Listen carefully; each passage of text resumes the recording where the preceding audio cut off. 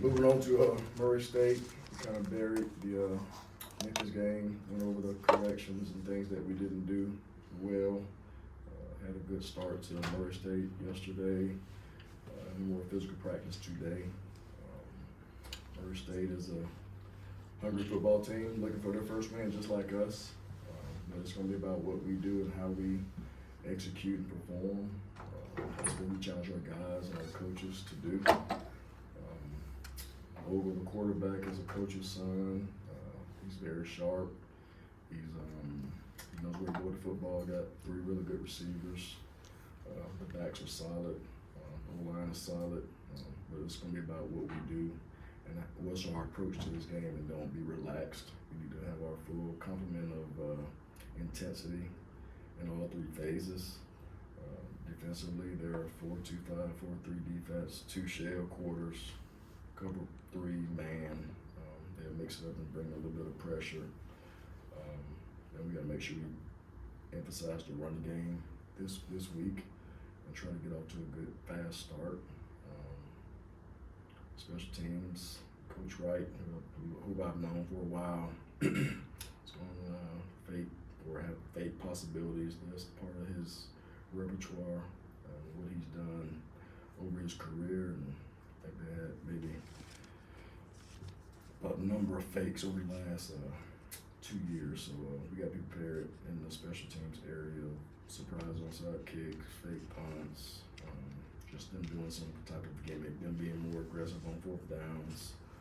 So our guys got to be really dialed in. With that, I'll open up for questions. Are you able to provide any injury updates from some of the guys that leave the game on Saturday?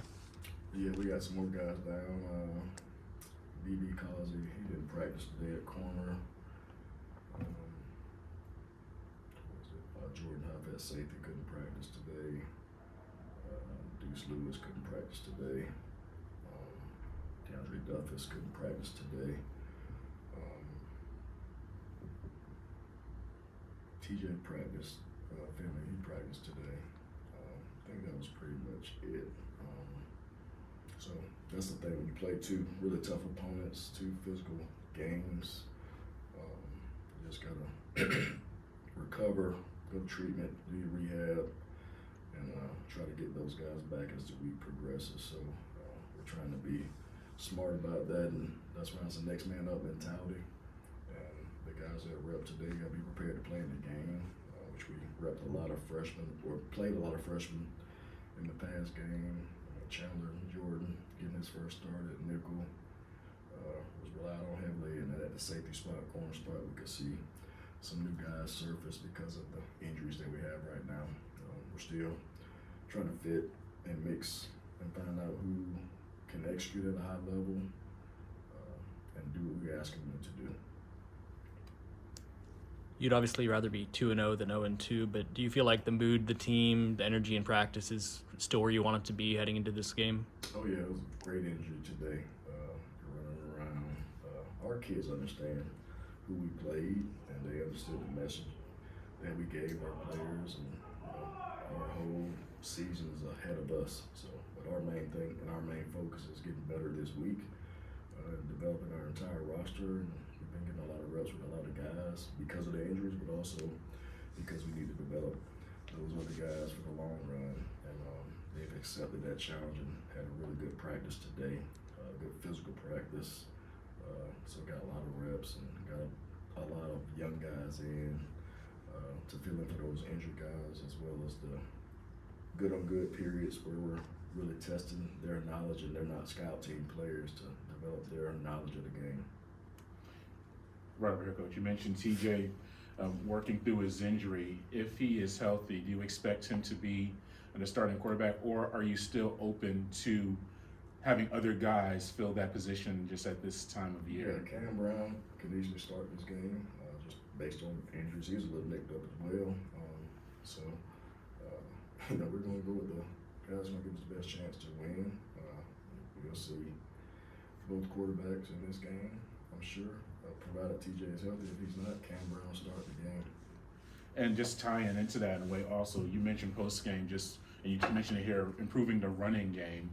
What does that entail? How do you work towards improving the running game? Just is it play calling, just better line play, maybe the running backs doing their job?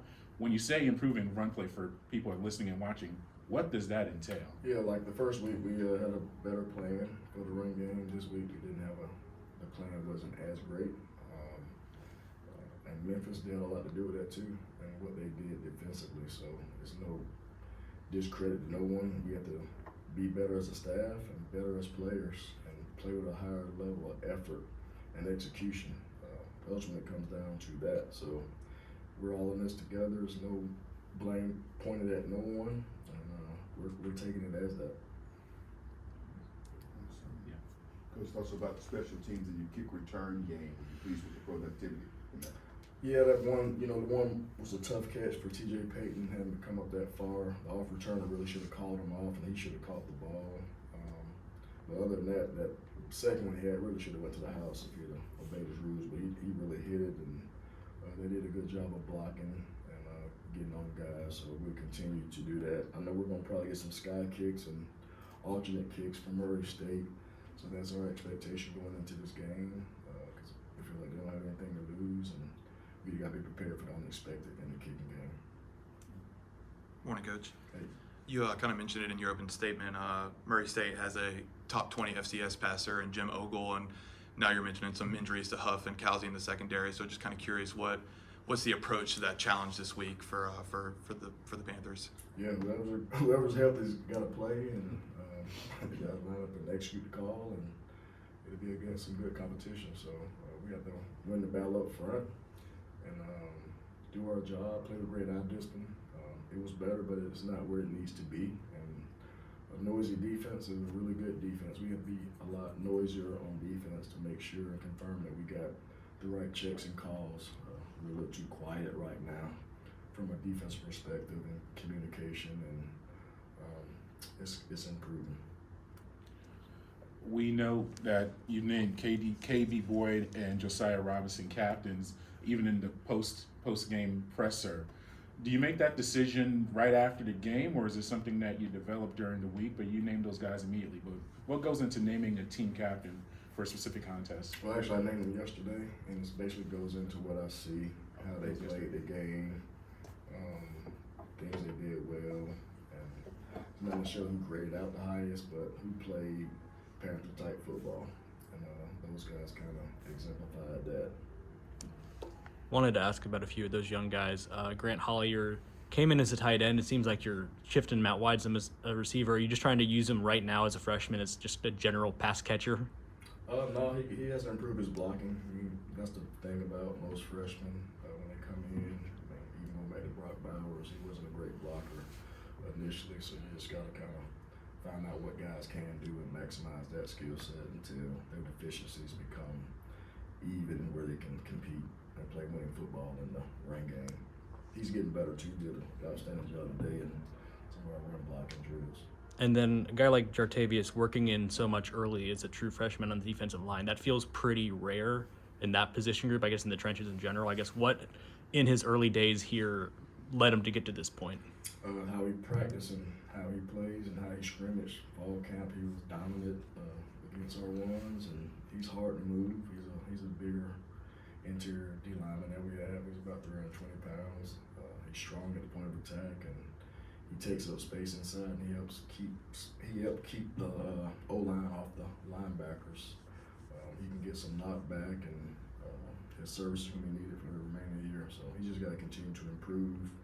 He needs to probably cut about 10 pounds. He's a little overweight, so maintaining, and his stamina is not where it needs to be.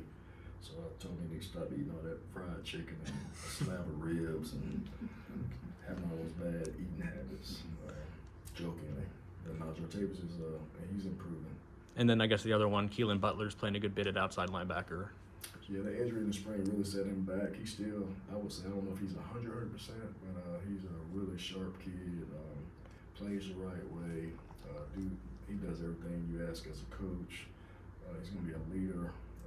Really like his development and where he is. And if you're old enough, you're good enough, you're going to play. So we're not going to not play guys as long as they play the right way and they're playing disciplined, sound football. And those two guys have been doing that, along with Chandler Jordan, who started at nickel for us. He really didn't have a terrible game, and there's a lot of things that's put on his plate, but he's a sharp young man and make a lot of calls, and those guys will continue their growth and they get better week by week. We had a pretty good crowd last week for the first time. I know you guys have made an effort to reach out. What kind of things have you done, and you, the players, the staff, to try to get more people involved? Yeah, we've been trying to promote things on social media. I know I went on campus a couple of times. Went to the dining hall on Thursday, paid visits over there myself, and it's really just trying to encourage our student body to be involved in the game.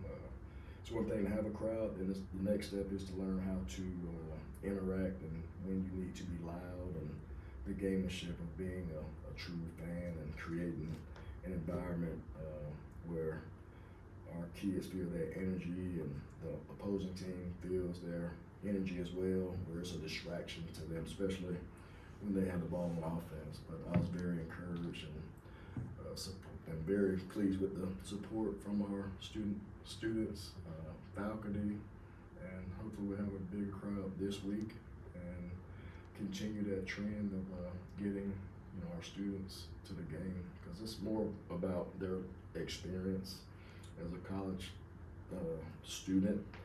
And some student athletes were in the crowd as well. So it's just that experience of doing those things and living those moments and creating memories that you can't create nowhere else but at a football game.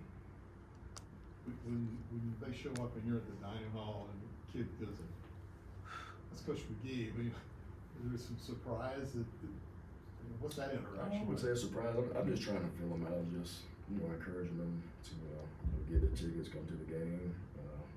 There's free transportation provided to our students, and there's no reason not to, and just connect with us and connect with one another.